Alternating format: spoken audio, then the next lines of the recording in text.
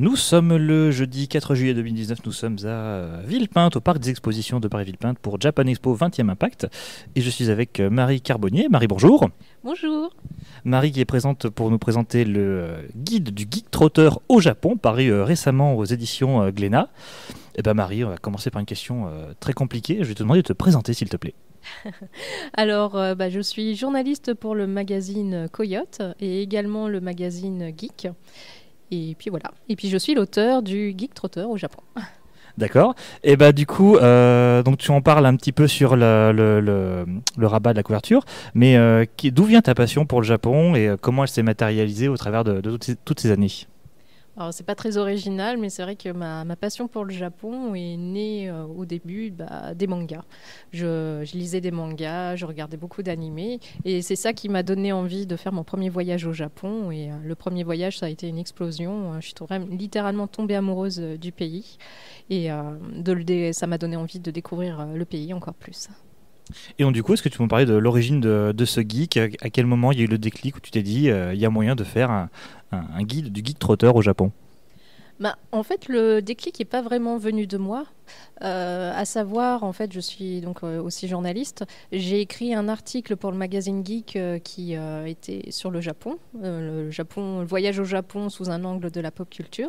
Et en fait, un éditeur chez Glénat a lu cet article et c'est eux qui m'ont approché pour savoir s'il y avait de quoi faire un livre. Et alors du coup, donc admettons, je ne sais pas, je pars au Japon par hasard le 25 septembre prochain, j'arrive à Tokyo, à l'aéroport de Tokyo. Mais qu'est-ce que tu me conseilles de faire? Voilà, je pars juste avec ton livre. Qu'est-ce que tu me conseilles de faire? D'ailleurs, il faudrait vérifier, mais septembre, je crois que c'est la période du Tokyo Game Show. Donc ça, déjà, c'est pas mal. C'est trop tard, c'est vrai. Ah, c'était une question piège en fait. Ah oui, c'est vrai, trop tard. Bon, déjà, c'est un petit peu la période des pluies, donc t'as pas choisi la meilleure période, mais c'est pas grave parce que t'es au Japon et c'est génial, tout est génial, tout va bien. Donc je commence par acheter un parapluie. Par exemple, oui, il y a des petites chances, c'est une précaution effectivement que tu peux prendre. Après, ce que je peux conseiller au niveau du déplacement de l'aéroport pour rejoindre la ville, c'est plutôt les transports en commun parce que le taxi est très cher. Donc ça, c'est peut-être le premier conseil que je vais dire. Je ne sais pas après si tu auras prévu ton logement à l'avance. Alors c'est plus tout ce qui est activité, justement geekerie, si tu me dirais qu'est-ce qu'il faut absolument voir au Japon. Moi, personnellement, le premier voyage, le premier quartier où j'ai été, c'est Shibuya. Et ça a vraiment été une explosion d'essence, de sons, d'images. Et je conseillerais de commencer par ce quartier-là. C'est vrai que quand on est geek, on se dit on va filer directement à Akihabara. Mais Shibuya, en même temps, ça parle beaucoup à l'imaginaire des geeks parce que ça apparaît dans tellement de films, tellement de séries. Je trouve que c'est un bon quartier pour commencer. Et du coup ensuite, après je fais Shibuya, je fais Akihabara, je reste à Tokyo ou est-ce que je voyage un petit peu dans Osaka, Kyoto, etc. Alors après, tout dépend de la durée du voyage, mais c'est vrai que Tokyo, il y a tellement à voir, c'est vraiment très grand. C'est bien quand même de prendre le temps de le faire. Conseil que je pourrais faire pour un premier voyage, c'est si vous n'avez pas beaucoup de temps, évitez de vous disperser, de faire trop de villes et restez à Tokyo, il y a déjà beaucoup à voir. Si vous restez un petit peu plus longtemps, essayez de faire Kyoto en complément. C'est vrai que ça a l'air moins geek, mais c'est vraiment un autre aspect du Japon qui est vraiment très intéressant de voir. Et puis effectivement, s'il y a suffisamment de temps, Osaka en complément, c'est un très bon choix. Quels sont, à chaque fois que tu vas au Japon, quels sont un peu les lieux dans lesquels tu aimes bien aller à chaque fois, peut-être des lieux un peu rassurants ou marquants que tu aimes visiter à chaque fois? Bah, Tokyo reste toujours dans le top, on va dire. C'est vrai que c'est la première ville que j'ai fait. Une fois encore, des quartiers comme Akihabara, Shibuya, tous ces petits quartiers-là, ouais, ouais. Il a fallu combien de temps et combien de voyages au Japon pour élaborer ce guide? Ça représente 6 voyages. En tout, oui. Alors, sachant que le premier voyage, c'était bien avant que le projet de ce guide se fasse. Les tout premiers voyages que j'ai faits, c'était vraiment en tant que touriste lambda. Et j'ai fait un dernier voyage une fois que le projet de ce livre a été décidé, pour compléter par rapport à ce que j'avais pu voir jusqu'à présent. Et du coup, ça représente combien de temps au total sur tous ces voyages? On va dire, alors c'est une moyenne. Le premier voyage c'était 2 semaines, mais après les suivants ça a plutôt été 3 semaines et les derniers un mois. Donc je pourrais pas, là que je suis très mauvaise en calcul mental, je pourrais pas vous dire exactement le nombre de temps. Et sur quelle période en fait, enfin, sur combien d'années tous ces voyages? Essentiellement, j'avoue que je suis accro aux cerisiers en fleurs, donc c'est vrai qu'il y a eu très souvent le printemps. Il y a eu également l'automne, qui est également une saison vraiment magnifique, et 2 voyages à l'époque d'Halloween. C'est tout simplement génial si vous êtes fan de cosplay. En fait, ce qu'il faut savoir, c'est qu'Halloween est très fêté au Japon, et une semaine avant la date même d'Halloween, le soir à Tokyo, les gens sortent déguisés. C'est vraiment, et puis le soir même d'Halloween, c'est vraiment une explosion de costumes dans les quartiers que sont Shinjuku ou Shibuya. Shibuya particulièrement, c'est noir de monde et c'est que des gens costumés, donc c'est un vrai régal. Ton premier voyage au Japon, c'était quand, tu te souviens? C'était en 2007, printemps 2007, ouais. Et est-ce que tu trouves que le Japon a quand même beaucoup changé depuis, au-delà de l'aspect geek, je veux dire? Énormément, en fait, déjà le tourisme s'est beaucoup développé et c'est vrai que des lieux, on va dire, où le premier voyage, on croisait quasiment personne. Maintenant, on croise vraiment beaucoup de gens dans les lieux très touristiques.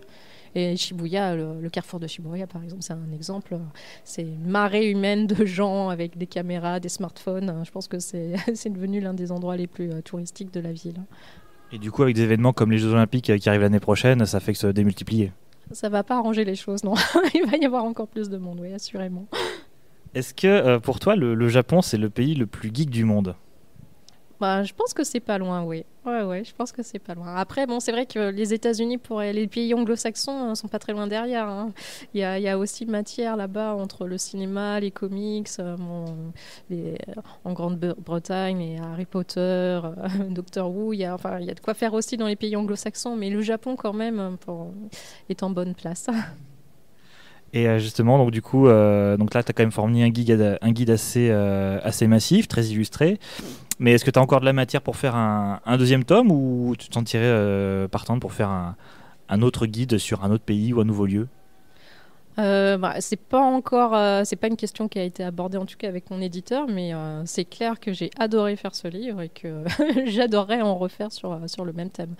Sur le Japon même, bien sûr, il a fallu faire des choix. On ne pouvait pas parler de toutes les séries, tous les mangas. Il y en a tant, c'était pas possible. Il a fallu faire des choix. Donc il y aurait on pourrait carrément faire effectivement un autre tome.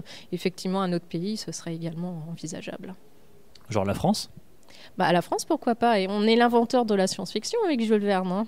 Et puis, sur Paris, le nombre de tournages qu'on a eu, par exemple, les lieux de tournage qui apparaissent dans Inception.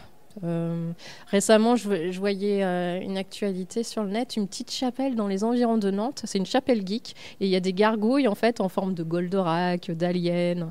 Donc, je suis sûre qu'il y a de quoi faire quelque chose sur la France aussi. Je reviens du coup vraiment à ton livre. Donc il est, donc comme je l'ai dit, il est richement illustré et il y a une très belle, du coup, des très beaux dessins de renard j'ai perdu le nom de. Hachi. Hachi. Et du coup, c'était une volonté dès le départ d'avoir un livre aussi illustré, mis en scène comme ça, ou ça s'est fait justement avec le temps, le projet? Non, c'était une volonté dès le départ parce que le but c'était quand même de parler beaucoup de manga et quelque part mettre en valeur l'illustration, c'était quelque chose qui nous tenait à cœur. On voulait justement se démarquer des guides classiques qui sont très monochromes, noir et blanc, très peu de photos. On voulait de la couleur, on voulait de l'illustration, de la photo, oui. C'était une volonté. Et du coup, il y a aussi tout un aspect très traditionnel avec comment dire, donc les mots, j'ai perdu ce que je voulais dire. Les traditions, les usages et coutumes, etc. Ça aussi, c'est très important à rappeler aux touristes que le Japon est un pays très différent de la France et qu'il y a des choses à faire et à ne pas faire. Oui, enfin, ça me semblait important parce que c'est vrai qu'on arrive dans une culture qui est très différente de la nôtre et j'aime assez l'idée que en fait, les Japonais, je pense qu'ils ont une très bonne image des Français. En tout cas, c'est mon ressenti lors de mes différents voyages au Japon. Et quelque part, j'ai envie que ça reste comme ça et j'ai envie qu'on soit des touristes respectueux et appréciés. Donc, c'est vrai que donner quelques petits tips sur comment se comporter, les choses qui sont bien vues et mal vues, ça me semblait important. On arrive déjà pas loin à la fin de cette interview. On a quand même pour habitude de laisser à notre invité le mot de la fin, donc lui laisser, voilà. Donc si tu as une recommandation, quelque chose que tu as beaucoup aimé en termes de culture pop et que tu as envie de partager, c'est maintenant. Alors, il y a un bouquin que j'adore, qui est la saga de Patrick Crossfus, Le nom du vent. Donc, c'est en 3 volumes. Je sais plus chez qui c'est publié en France, mais c'est de la fantaisie et c'est absolument génial. Donc, voilà, si c'est pour recommander un livre, c'est ça. Tu repars au Japon bientôt? C'est pas prévu encore, là. En fait, je suis maman depuis peu, donc j'ai d'autres occupations actuellement, mais j'y retournerai, ça c'est sûr. Merci beaucoup en tout cas. Et donc tu es présente sur le stand Glénat jusqu'à la fin du festival. Et on te souhaite donc un bon festival. Merci.